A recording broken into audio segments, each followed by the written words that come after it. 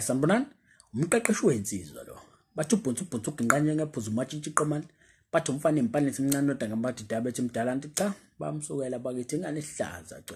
Ufunza baphathe bezoncamalalo edelishini bathi intombi zemdansa ngetshebe lithi umuhle webhuntu umuhle wematshitshi qomani. Kunensizwa engibhalelile la.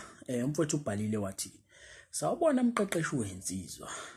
Kukhona umuntu engiqale ukuthandana naye last year ngabo September. Kuze kufike kulonyaka. Mina ngumuntu oboniswayo kakhulu, kodwa into ngiyibona kakhulu emaphusheni. Shuthi sithandanile naye, wangitshela ukuthi ulinyazwe umuntu emoyeni ebese thandane naye isikhathi esingango 4 years. So yabona umuntu mangabe usamshela bese mhlamba ake senze isibonelo mhlamba yashela intombazane bese yakutshela ukuthi mina nje angakulungela ukuba sothandweni ngalinyazo umuntu kanjena kwasho kwacina ngavutha amalanga. So enye isani le kufanele uyiqaphele kakhulu ngoba lo muntu uyakutshela ukuthi mina emoyeni ngisalimele angakaphuli yabona. So uma ngabe wena uqhubeka ngicine senithandana naye khona enjalo engalimele amathuba okuthi abuyele emuva maningi nakhona kuya depend ukuthi lo muntu ahlukene naye lo muntu amlimazile bahlukaniswe yini into mhlambe engalungiseka noma mhlambe into engeke isalungiseka. So kuya depend nakhona but amathuba ukuthi abuyele emuva maningi nakhona ukuthi avela akushiye nje kanjalo engathi akakwazi maningi. So ezinye zezinto ekufanele uziqaphele lezo ukuthi umuntu uma bekutshela kanjalo uvula amehlo yabona. Kodwa ke uthi umfowethu ke wangitshela lokho ngisamshela nakho ke ngathi mina ake sizame sibone lusibekaphi uma kuukuthi akulungi soyeka. So ke uthi umfowethu ke wavuma sathandana kwakuhle mind you bahlukane neex yakhe ngenxa yokuthi imithise enye intombi. Uthi umfowethu ke kule nyanga ngibese ngimbamba nayo futhi ex yakhe emotweni benza ucansi. Yacabanga mfowethu yacabanga uhlangana asazi noma mhlawumbe ubebalandela umfowethu ubebalandela yini noma mhlawumbe khona umkhonda bese ubonile asazi but uyacabanga ubona into ekanjalo yenzeka leyo damage mfowethu eyenzeka kuwena. That's why kwesinye yabona nje kube kwakuumunye mhlambe phethe isibhamu sasiyofunda ngayo endabeni yabona iso lezo nje sasiyobona ngalo selipostile yabo izime kanje indaba ingenxa ungathembeki kwabantu. So uyacabanga leya damage eyenzekile kumfowethu ukuthi abone into efana naleyo yabo so kunzima kodwa uthi mfowethu ke so kulento enjena kwenziwa njani ngoba ngiyamthanda impela kodwa manje ngiyafuna futhi ukumyeka lesithombe asisuke kimi. Uthi umfowethu ke ngicela ukuzwa uvo lwenu ngoba yena uthena akafuni ukuhlukana nami kodwa akazi yenzeke kanjani lento cha kwenza isilima mfowethu wazi kahle ukuthi yenzeke kanjani yabo. So mangabe esho kanjalo kusho yena kuvele akazi naye kwenzeke kanjani kuvele nje kwaba umlingo bahlangana bengaqondile baze lutho kwenza isilima. Lo muntu bebekhuluma ngaphandle kolwazi lakho. So lo muntu bebesaxhumana wena kusho ukuthi ubungaboni mhlambe. So bahlela lento ibihleliwe umuntu ovela uhlangane naye nje ulale naye nje baxhumanile ngandlela thize bahlangana balala into ebevele bebehlosile leyo. So mangabe ethi akazi ukuthi yenzeke kanjani lento kwenza isilima yabona ukwenza isiphukuphuku nalokho nje bekufanele nje yabona nje umuntu mesho kanjalo angazi kwenzeke kanjani. It's like beningakhulumi nivele nje kwaba umlingo nahlangana lutho bahlelile bebekhuluma bahlela bahlangana bayenza into yabo. So iqiniso mfowethu fanele ungalibalekeli lokhu ushuka khotha izinto ozama ukuziduduza as much as umuntu usamthanda but into fanele uyibeke njengoba injalo. So labantu bekhulumile bahlangana bayenza into yabo yabo. Kodwa ukuthi mfowethu ke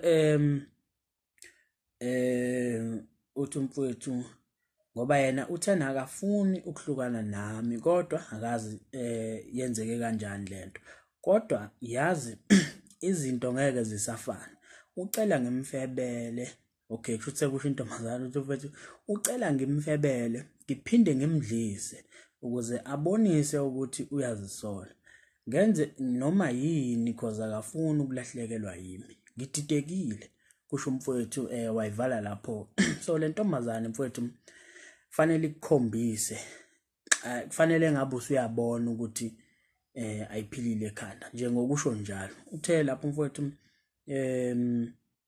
ucela ngimfebele ngiphinde ngimdlise ukuze abone ukuthi uyazisola so leyo nto it's a big sign yokuthi lo muntu ekhanda akaphilile kahle yabona ulimele so umuntu okanje ayana ngikholwa na ukuthi ufuna ukumgcina empilweni yakhe ayikho into ekudida kwawena mfethu mawuthi ngididekile lapha ekugcineni kuyangithusa uma ngabe usho kanjalo ngoba lo muntu obvious ukuthi akaphilile ekhanda so mangabe engaphilile ekhanda le nto izoba nomthelela onzima kuwena mangabe uqhubeka naye uzokudamage naye uzogcina usufana naye so le nto uzogcina usuyidlulisela nawe kwabanye abantu ugcina usuyenza kubona yabo so ngiyathuka nawe umuntu udidekile entweni kanje yabona enye into ekufanele uyifunde ukuthi ungathatha isinqumo ngenhliziyo yabona inhliziyo angeke ngisho ngithi uzokuthatha isinqumo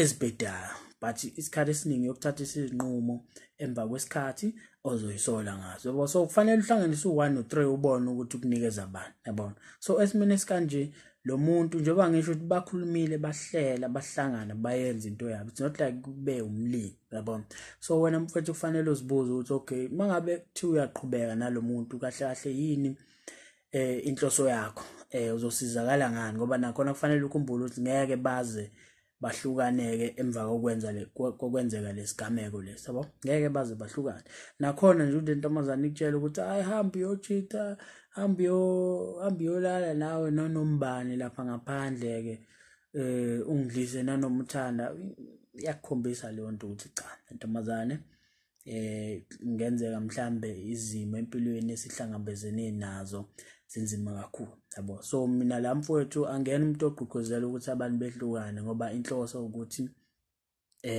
silungise lapho konakele khona so la ukuze ulungise into engakusiza ukuthi uvikele impilo yakho ukhombise ukuthi uyahlonipha uyasithanda so awukwazi ukuqhubeka nalo muntu lo uzokudamage kakhulu so ke njengoba uthi udidekile kusakuncane lokho mangabe uzoqhubeka nawe usazodideka kakhulu yabo so ukuze ugweme lokho nawe ugcina usudidekile njengayo ugcina usulimaza abanye abantu even usuhlangane nentombazane enhle ekuthandayo ekunakekelayo ekufondelayo ekukhathalelayo but ngeke uzukubone konke lokho yabo ngenxani sikulimazile le ntombazane njengoba ngeke ngisho ngithi ukukhumbule phela ukuthi amanye amantombazane aqhamuke emakhaya lapho khona uthando kuyinto angayazi inhlobo yabona indlela akhule ngayo akazange alibone ziningi izizathu zalokho yabona so umuntu othi uqhamuka ekhaya nje kuyathuka inhlamba nje yakona umuntu uzenzela umathanda yabona so uyaqhamuka uzothandana nomuntu kanjalo wena uqhamuka ekhaya eliride uzokudidisa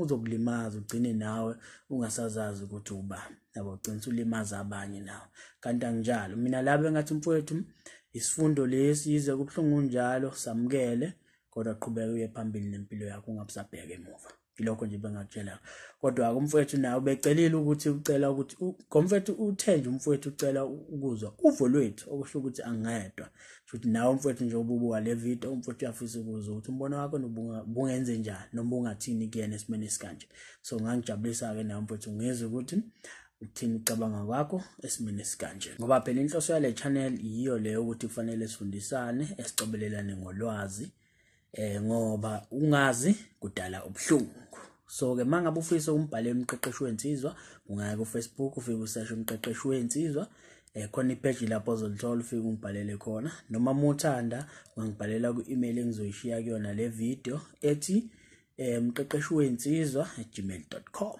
uzongithola lapho ke mangabe ufisa nje ukuthi mina nawe sibonisane ngodaba lakho shapho ke mfowethu.